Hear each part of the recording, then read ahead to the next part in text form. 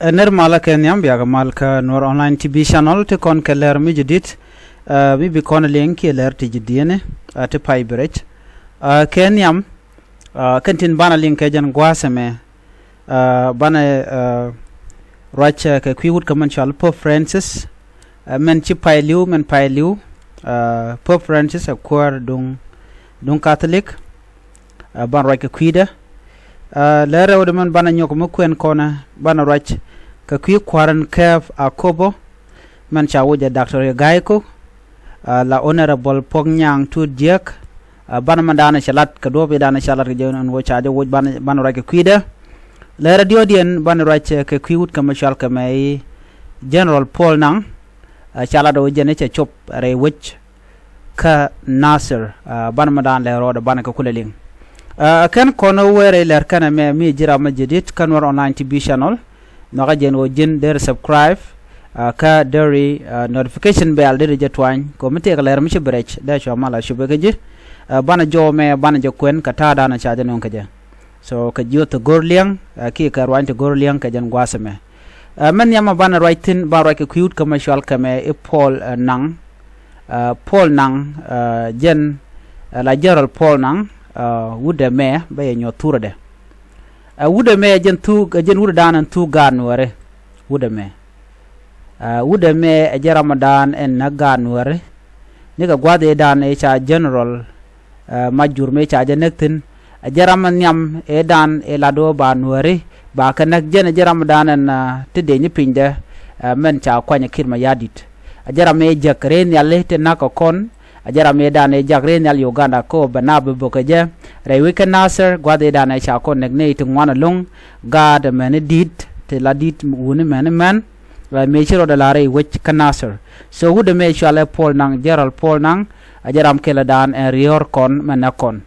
so tema chala ro jen chaben re wich Nasser ka do badan cha kwen kaje men biya kula ngach ka kor gwade dan ko nong chana right ko ne te ka mi choro lat men choro lat jene chikon ngaje gwanu te kamiti cha dwech gwaldan ka runwang wa cha ne to ngwan cha mu ka botin kamiti kona dwaike men shal ke shilling lat ke kuma kirma yadi la jangnan kona chala SSPDF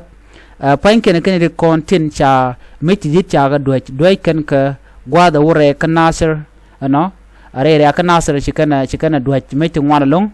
so chigana kan mu ka bot ala surrounding area ke lew chumen channeling doy kana ma so wude me je ramadan en nakana ka tede men ci bena walle re wech ka Nasser je ramadan te ko bane dial ba ka shil ka dwal ko guje jen go bi ngani ke je jen bor bi ken ka ma ko mi changa je no ci re nyal ci nyur guje wo dong de kanak so ka kuje mo ci kan meti dit lo ngi yo doy ken ga gwada danan te Nuer te gatin ke ngwana Nuer men re gwada danan te ne te tiene gat men te gatin mela dor Nuer so la de ke lu gono nagane dial ke naga Nuer jan danan mela lada so wude me chale Paul Nang tiede turde ko jaram danan ne kon ko gwada ta niam ne chebete tina position na mo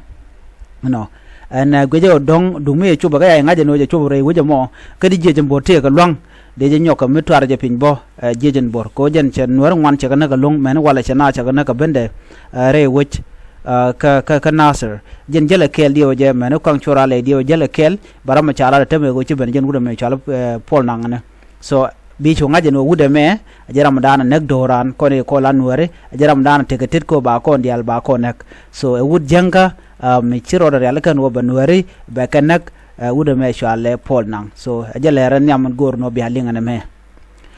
mo kon ka ler do dien bana racha ka kwi wud commercial ke Puok Nyang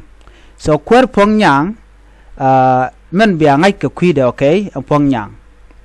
Nyang jen lamdan la commissioner no commissioner dunga kobo so me chalat gwada me wude shal ka me Dr. Gaiko okay ba tour Dr. Gaiko be nyoka yekel gore jeno bi ngaj okay ko tindial lat ko den banaka ngaj kel no Dr. Gaiko ajaramandan en shila no she wude shal ka Puok Nyang Tu diega che jawuch so do badana wuje jeja no wa wo shi Puok Nyang Tu honorable Puok Nyang Tu te ka raj mishalat yala no ngum na kana ke je kume kirma yadido ko na kan ka men civilian so cha kurche jangok Puok Nyang Tu jena ram kel ke spele mayo ano shunkel ke Dr. Machar but wude me mishal ga me Dr. Riek Cook jena jaram dan la governor ka Jonglei state so ko te Jonglei state jen charge force ko be wude me be jawuj so ngaj ne je gwano jen tele order mitege je ala order be ka kirma yadit everything man let kana kontila nuare tinde pinkirma yadit order kana ka kir so ko kije mo charge reject cha jongi je ne Puok Nyang Tu cha jogi jin point du shudu chebe chup aka ko ba changa don chi be don jena na shala na mo cha jogo no jin chi shudu che wuje me re yakubu che je budon pele o juga ito sha wuch no ka commissioner jin point yakubu shibi chak ne je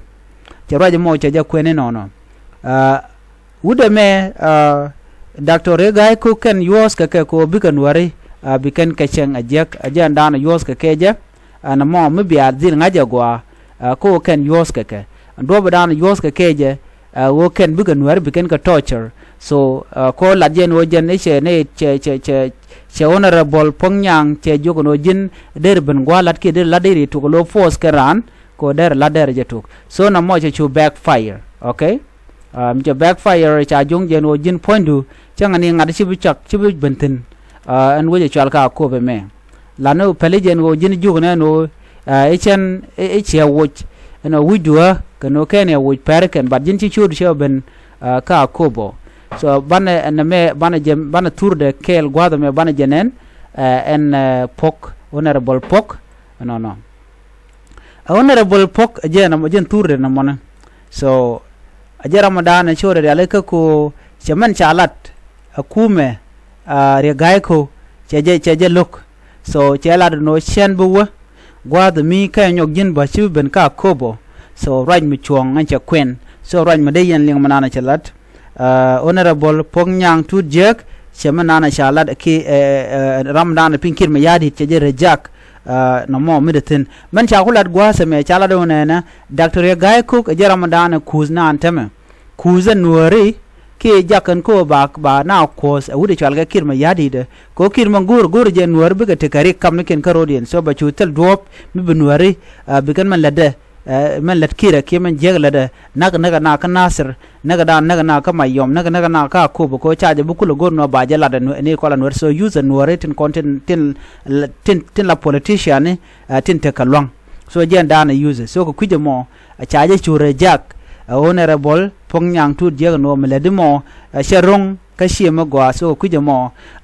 point du chibu ben ka kubo meladi no ya share watch so cha jo mo cha ja kwen amede ka kon dial ko de kon lingan jo me so mena diana bana nyoko milin kono gwada me ka kor ka tokdan ka je raja me bana raj ka ki pop Pope Francis jen sheliwen wale ka shanga jandang rawide kel ka pay ngwa ron kina dang raw jandang rawide diech ramanen yena magwada me ana matekel kana pobe so ekir ma yadit wude me ekir nyande ngana gwada me ana ke Dr. Riek Machar gwada me okay chana ko ben ko fon Pope Francis gwada me aja ramadan en goro de so Sudan der te kamal ka kor gwa me bar la roje ke kirma yadit bad be kirma yadit ba long nija mi cha woto peace aku prevail ka so Sudan be kirma yadit ba way yes but in the end of the day be reject so cha togo no wala ramadan la ja lueg ni siang ci yede cha jen ka changan wala chang jandang ro dio je liu tiang no but me chala do jen che liu ne ko pen dang dok ti chuwa bal ko no kujino me to wala ngo but jen che liu la to ko gwade dan chuwa kwala lim ni Easter anta me Easter be ge ken go to che beliu ka gwad me gwa gwad me chi ko da char ka je ki chang belga malat ke malalar ga Catholic so chala Easter no mo so chala do ne me I che mo gwa long che to ko che yere be jen ka chang me la chang long ke chang kot ka ke so man to genene shi kon lano che liune but che to no man ngai kon bana ngaj la chok gara me mi chale kir ma yadi de cha ka chim je chuk doctor riek ma charbo che ka chim so ne tung wan gai ken ramira ne ko ne chuk ka chim ko ne chim ne chuk point kir ma yadi but kir ma yadi changa step mi chim kan ko de mal deraben okay ni pana mo ko for the first time by the way chi kir ma yadi che olwa ko the wala che olwa ko che opale lwa ko pan yes pan ke sande che olwa ko ka shanga ndang ro pa ngwan che olwa ko de che opal so munyu da gwan wona na an kir point de kir ma yadi de me okay ala men la de jen polni ye kot ki polni jilwa kot ko jo jagaro de ko ba jalanka jilwa kot we lwa kot so bakan alo telem la de tel ala telem chakaling ni jagaten konen chala den wodarlat telem ko listen ke ja okay tela dor changa kel ko la joge no kirma yadit none mal ba yes but michi gwat te benanda mal no ngaje ba jele lok ba jere jak so chan tourmentere lo ko don wale chan jemen gui kel okay na me kirma yadit so te ke church okay te lo ko wude menina okay so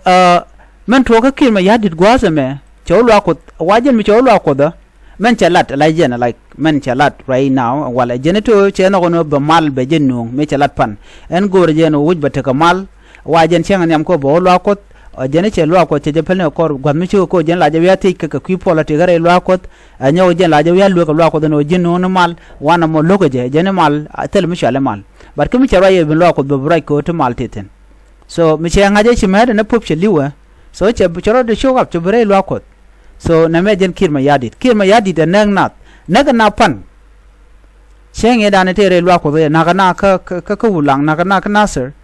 eneka and wala the same days again naka nuore ka jeno general lwa ko this is very shame okay la nating one politician ni polken kud nyala long ko lar kan nget kan kud ketele deeply down there they don't believe in god rame ku believe in god la take mishwale palika but take forgiveness ba mal bejenong but kir she believe in that kir believe in destruction neither no bana baganak bagar tien baganak na chemical and we all seen that okay so na me agenda na go de nyaka yekel ka kwikir ma yadi de no che olwa ko dan wala che olwa ko pan ka ci pop ci yede ci jen so ci meda ci yede jen so na me bi angach ano kir ma yadit antama ajaram dana ci dot ateram bijele lok ko nyinga ko nyot wala ko ngulel e sabto kirma yadit so na me agenda na go rede nyaka yekel en bana nyow je umra dien bi atega mal bye bye